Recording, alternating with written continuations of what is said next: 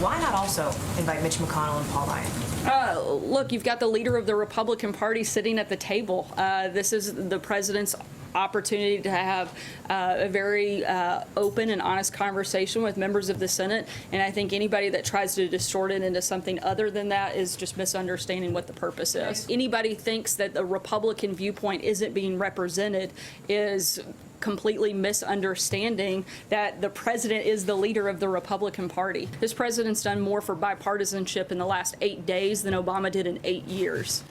So that's the background. Sarah Huckabee Sanders from the White House podium today reminded everybody the president was indeed a Republican, and not only that, he's the leader of the Republican Party. The president then had two of his new friends over for dinner tonight, Chuck and Nancy, as he's fond of calling them. Two people who have been targets of his in the past, but in a joint statement tonight, Chuck Schumer, Nancy Pelosi said, quote, "We had a very productive meeting at the White House with the president." This is where it gets interesting. The discussion focused on DACA. "We agreed to enshrine the protections of DACA into law quickly and to work out a package of border security," this is real interesting, "excluding the wall that's acceptable to both sides. We also urged the president to make permanent the cost-sharing reduction payments, and those discussions will continue." Well, responding on Twitter tonight, Sarah Huckabee Sanders said, quote, "While DACA and border security were both discussed, excluding the wall was certainly not agreed to." We have to discuss this at some point, and to do that, Jeremy Peters is with us, New York Times political reporter, and we welcome to the broadcast Jill Colvin, White House reporter for the Associated Press. Before our discussion, it gets even more interesting, and here's why. Based on the initial report about DACA, Steve King, Republican stalwart from Iowa, tweeted this: "If AP is correct, Trump base is blown up, destroyed, irreparable, and disillusioned beyond repair. No promise is credible." Then we heard from Schumer's press guy, Matt House. The president made clear he would continue pushing the wall, not as part of this agreement.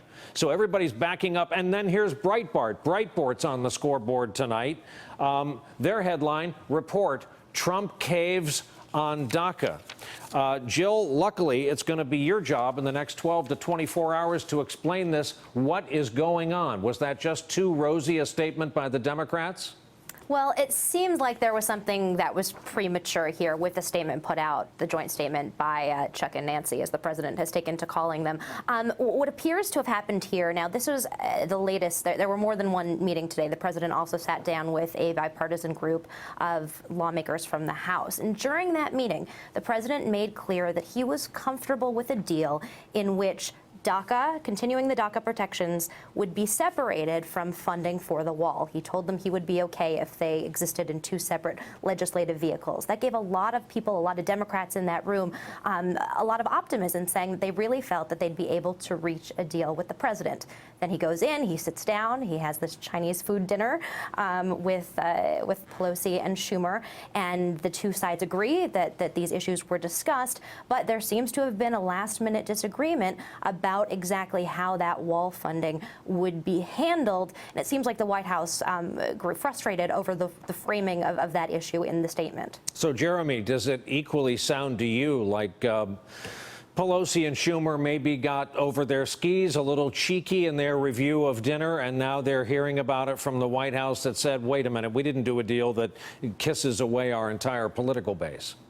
I don't think, Brian, there's anything wildly inconsistent with what Sarah Huckabee Sanders is saying and what Chuck Schumer and Nancy Pelosi are saying. I mean, what they're saying is that this is just going to happen essentially in two separate votes, two separate bills. So I do think, though, the danger for Donald Trump here in dealing with his base is very real. There is not enough dim sum in the world, enough Chinese food summits you can have to repair the relationship that Donald Trump will have shattered with his hardest core conservative followers if he does what is anything even close to being perceived as amnesty on DACA. And the truth of the matter is that, you know, while most Americans as polls show, want some form of leniency for these young these young immigrants who were brought here as children illegally. There are a lot of conservatives who will see anything that shows them any leniency at all as amnesty, and that's a huge problem for Donald Trump, and it undercuts a central premise of what he ran on. So, Jeremy, what about, you'll forgive the phrase, the Sunshine Boys, McConnell and Ryan? Did they get like Arby's takeout, and are they home hoping to get a call from Chuck and Nancy to see how dinner went? Well, they do have to. I mean, let's not forget, Republicans do command a majority in both houses of Congress. They are the leaders of both respective houses.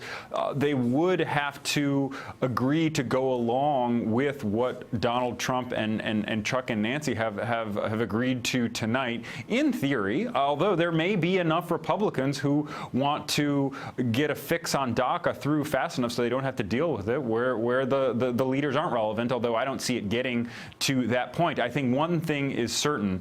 When Sarah Huckabee Sanders had to go out and reassure everybody that Donald Trump was a Republican, that showed just how much he had undermined his own party. Donald Trump may be a Republican in name, but there are no tangible benefits that Republicans have to show for any of their Republican leadership across Washington so far.